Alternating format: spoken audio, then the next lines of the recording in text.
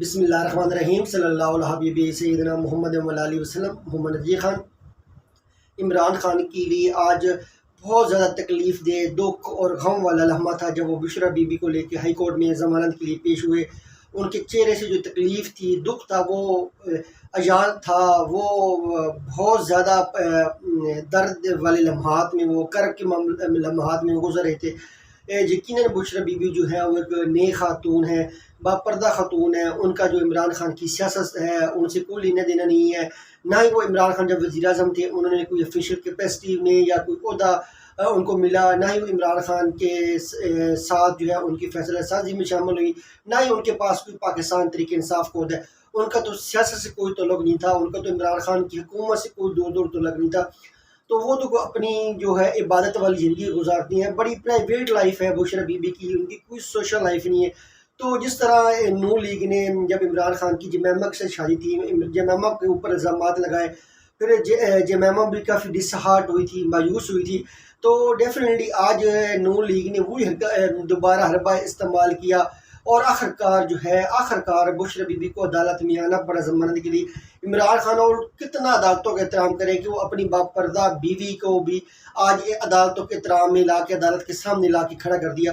یہ عمران خان نے آئین اور قانون کی بالادستی پہ مہر لگا دی کہ اس نے نہ چاہتے ہوئے بھی، بڑی تکلیف میں، اذیت میں، دکھ میں وہ ہوتے ہوئے بھی اپنی وائف کو قانون اور عدالت کی کٹہرے کے سامنے لا کے کھڑا کر دیا۔ اس سے پاکستان کی اور عدلیہ کی بالادستی کی اور کیا مثال ہوگی۔ ہمیشہ عمران خان نے عدالتوں کے سامنے سرنڈر کیا، قانون کے سامنے سرنڈر کیا، اور آج اس نے بشرا بی بی کو بھی عدالت کے سامنے، قانون کے سامنے سرنڈر کروا دیا اور اپنے آپ کو، اپنی بیوی کو عدالت کے رحم و کرم کے اوپر چھوڑ دیا۔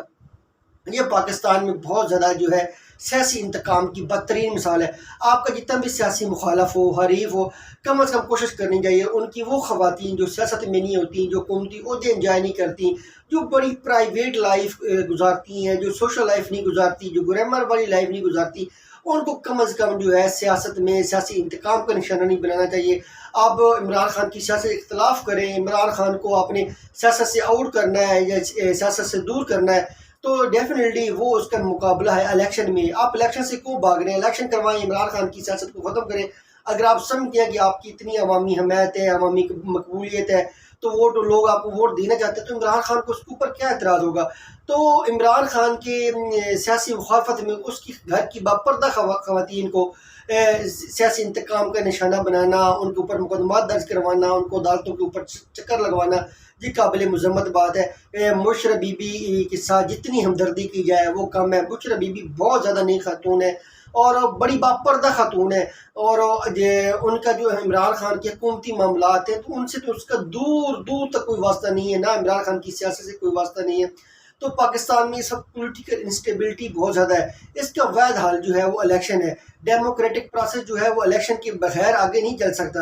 آپ نے اگر ڈیموکریٹک پروسیس کو مضبوط کرنا ہے، آپ سمجھتے ہیں اس کو انکریج کرنا ہے، تو آج کل جو مسائل ہیں پاکستان کی وہ صرف ڈیموکریسی سے ہی حل ہو سکتے ہیں۔ مارشل لا کے کوئی چانسز نہیں ہے پاکستان میں، تو ڈیموکریسی کا واحد طریقہ ہے جس سے ڈیموکریسی مضبوط ہونا ہے وہ صرف اور صرف الیکشن ہے۔ تو تمام جماعتیں مل کے جو ہے الیکشن کوئی حل نکالیں تاکہ پاکستان میں جمہوریت مضبوط ہو اور عام آدمی کے جو مسائل ہیں وہ حل ہو۔ پاکستان زندہ باد۔